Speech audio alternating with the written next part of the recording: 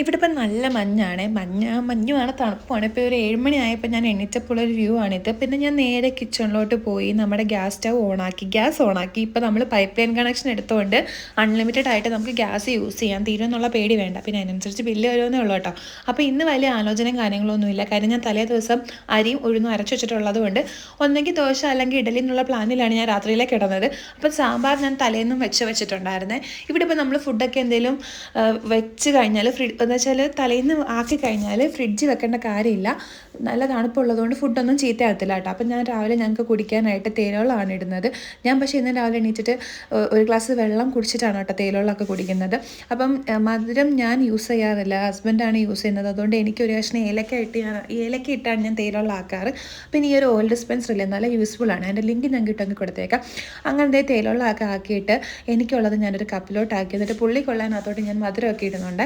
അപ്പോൾ ഇന്ന് നമ്മുടെ രാവിലത്തെ ബ്രേക്ക്ഫാസ്റ്റ് വന്നിട്ട് ദോശയും സാമ്പാറുമായിരുന്നേ. അതൊക്കെ കഴിച്ചിട്ടിരുന്നപ്പോഴത്തേക്കും ഒരു 9 മണി ആയപ്പോൾ നമ്മുടെ പാലുകാരൻ വന്നിട്ടുണ്ടായിരുന്നു. പിന്നെ ഉച്ചക്കത്തെ ലഞ്ച് കിഴങ്ങ് മെഴുക്ക് വരട്ടിയും വഴുതനങ്ങ വറുത്തതും മുട്ടത്തോരനും രസവും ഒക്കെ ആയിരുന്നു. അപ്പോൾ നമ്മുടെ ഇന്നത്തെ വീഡിയോ ഇത്രയുള്ളൂ. ഇഷ്ടപ്പെട്ട സപ്പോർട്ട് ചെയ്യണം. ടാറ്റാ.